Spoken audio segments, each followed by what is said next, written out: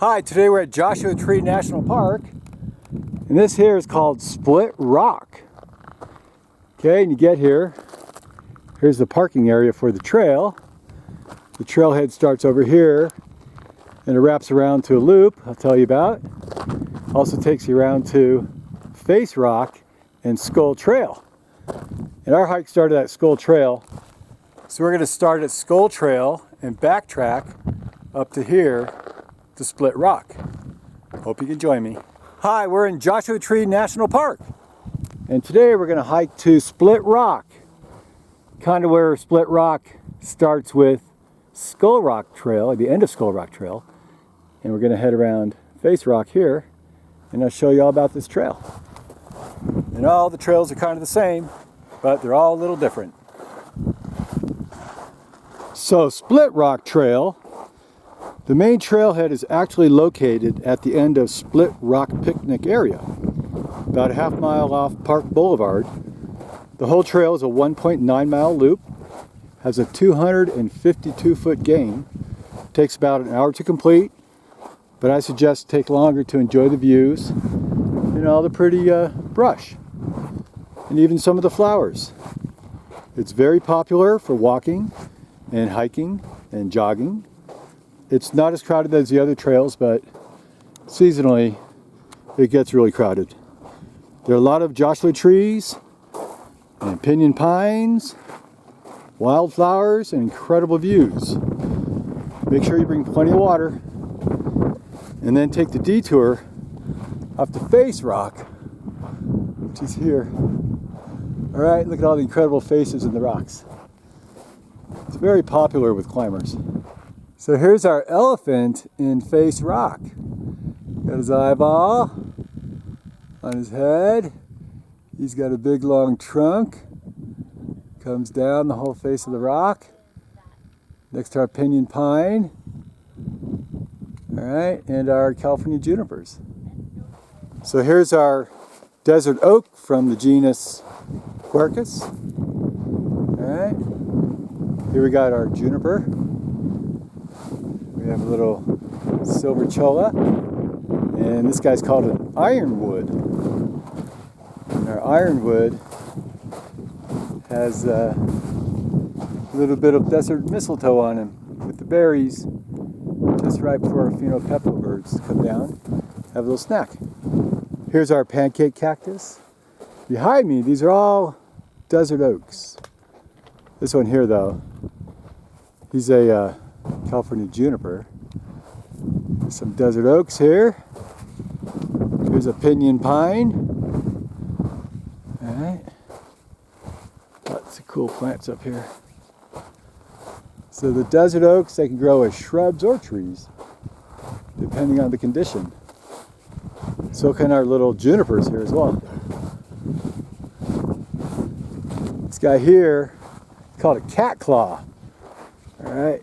These little spines on him, they look like cat claws, and he'll grab you, and it takes a minute or so to get away, so you got to yell, "Wait a minute," to your friends so they wait for you. It's called a wait a minute bush. Here's an Engelmann's hedgehog cactus. He's Echinoceras engelmannii. Right, kind of bunches together like this. You find him up on this trail. Right next to our silver cholla here as well. And here, another pencil cholla. So back in the old days, there's a lot of mining out here back in the 1880s. And this is a drinking trough for the horses and other livestock. So a pipe here. Right, you open it up to bring the water in. Right. So here's a desert almond. And here is another one of our tent caterpillars, our caterpillar tents. So the larvae, right, they grow up in this little tent, and they escape. See how they're escaping at the back? Then they'll hang upside down, right, and then they'll turn into little cocoons, and they'll open up into a beautiful, beautiful flying moth. These are moths. See how they're all moving around in there? Trying to get out. So these guys are also cannibalistic, and they'll eat their little brothers and sisters, and only the strongest ones will survive to come out. Now, when you see lines in the rocks like this is kind of like magma welding. So millions of years ago, when the rocks were underwater, they would crack, and then the magma would seep in the cracks, and then it would dry or cure, cause like a glue to hold the rocks together. I call that magma welding. So here we have a real good close-up of our magma welding.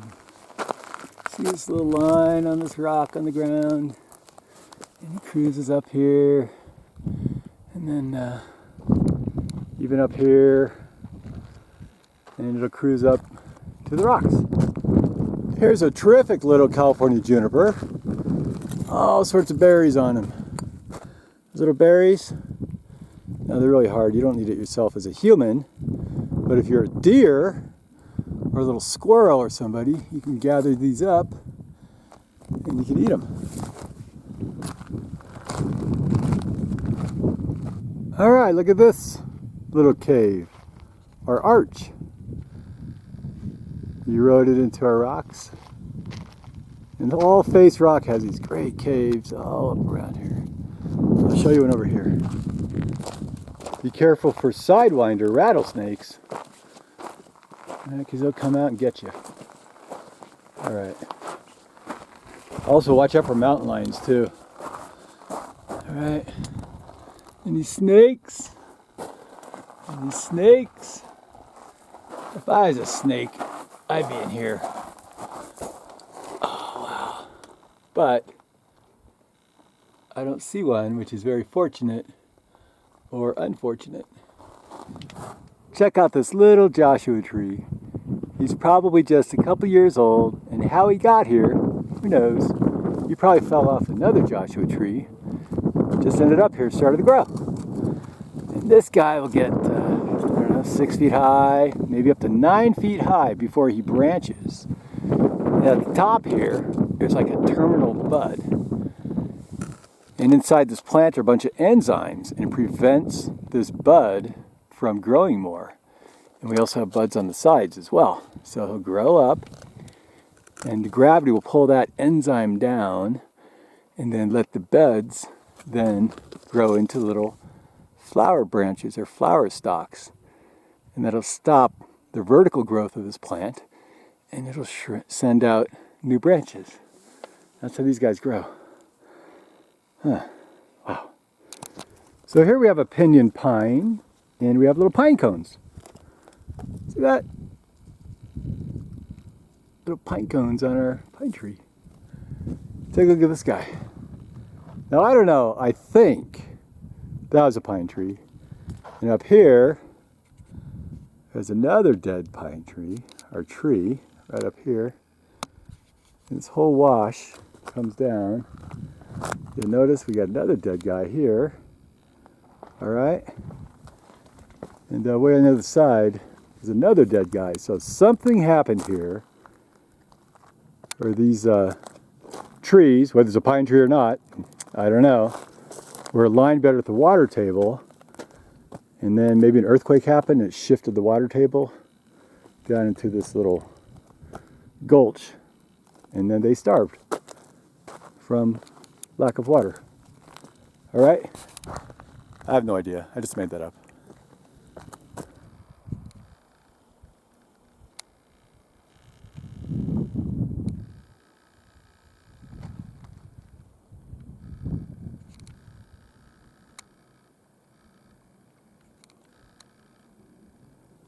So if you take the trail behind Face Rock, it's not really well marked. But you kind of climb a bunch of boulders. Okay? You're going to kind of cruise over here, go through this little break on the cliffs. All these rocks are really popular for rock climbing. Like this guy here. He's falling the crack. You get up to his buddy, or her buddy, Don't know. Way up here. Wow, this is not for me though. It's a big, flat rock. Hey, we have another cheese bush. All right. Little cheese bush. Looks all cheesy for us. And, wow, look at all these beautiful flowers. Right? Wow. Roquefort cheese. Here's a phainopepla.